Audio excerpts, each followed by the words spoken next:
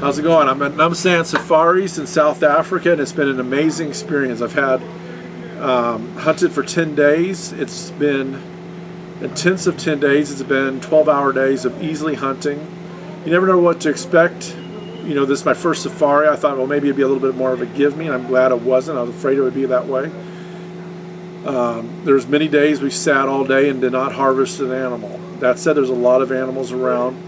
Hunting here in South Africa requires a PH to be legal, and it also is behind a fence.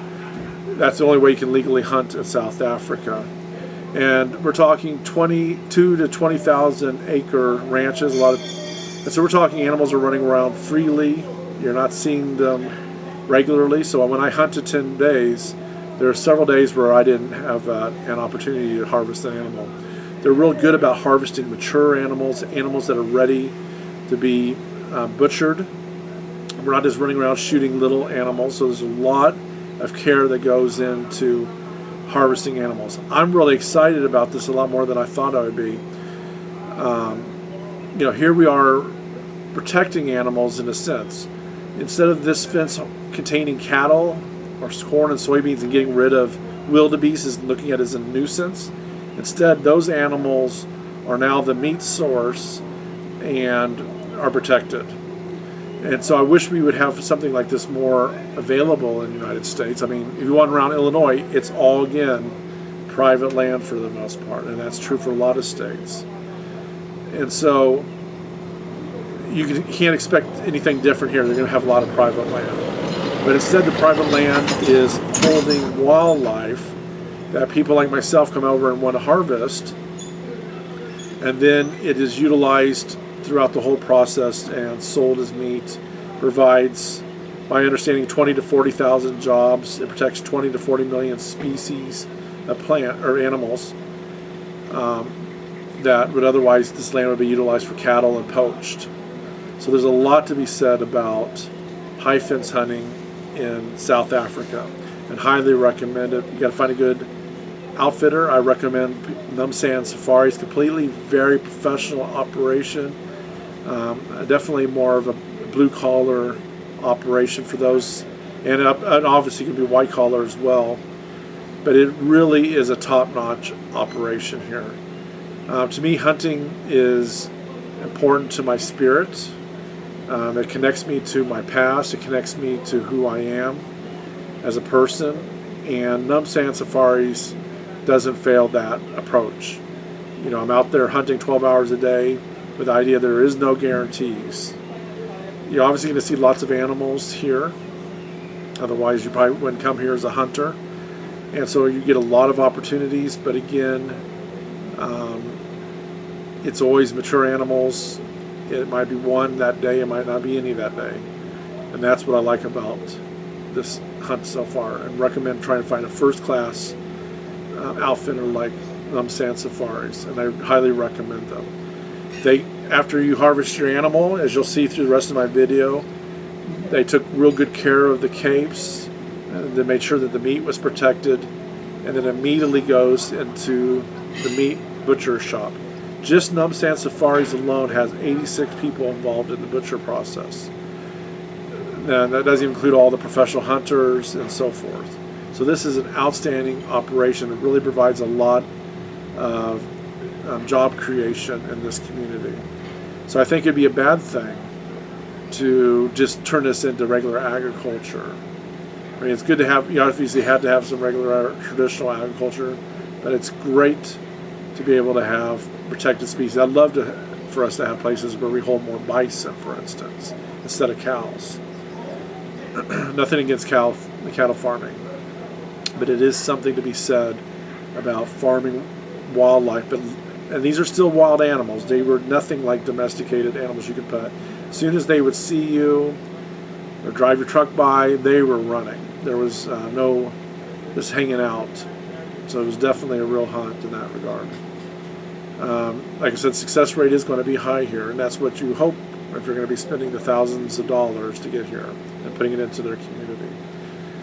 So big thumbs up for Numzaan Safaris. I hope you enjoyed the rest of the video on how they process the meat. And some of the hunting videos will be found on the Paul Corn Bow Hunting channel.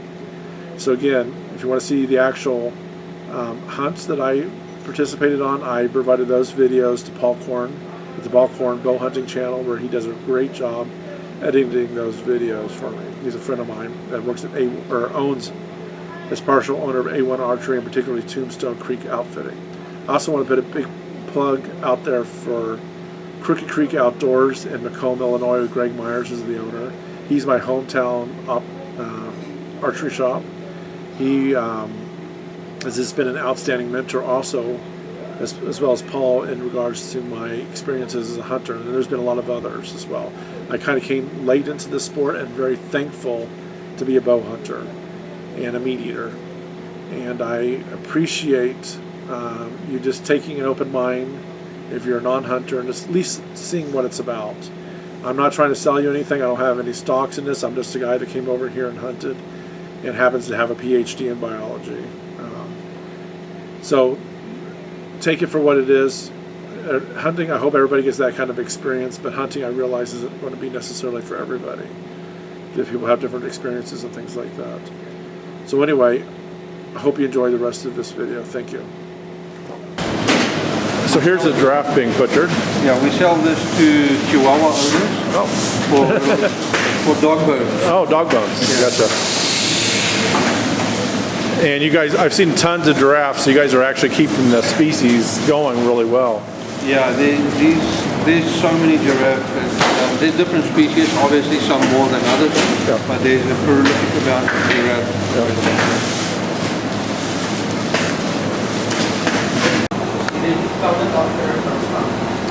So here's my harvest today. It was a beautiful kudu bull, and it's being caped for trophy for me, and then the rest of the meat will be sent through the process that we just watched.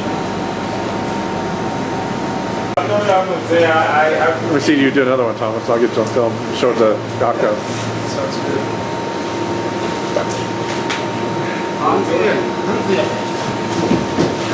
Yeah, Thomas is getting in there, Yako, and grabbing the meat. He's helping everybody.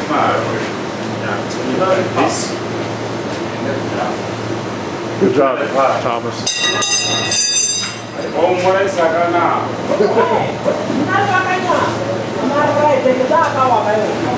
I'd probably recommend putting a apron on next time. You got more than one shirt? Yeah. Okay. And these goes to a Vulture Restaurant that we feed the vultures. Oh. Marabou, storks, all of those. When you say Vulture Restaurant, is like a vulture rescue or something? No, we call it a Vulture Restaurant where we put the bones out, and we have vultures from hundreds of miles away coming there every single day to feed on it.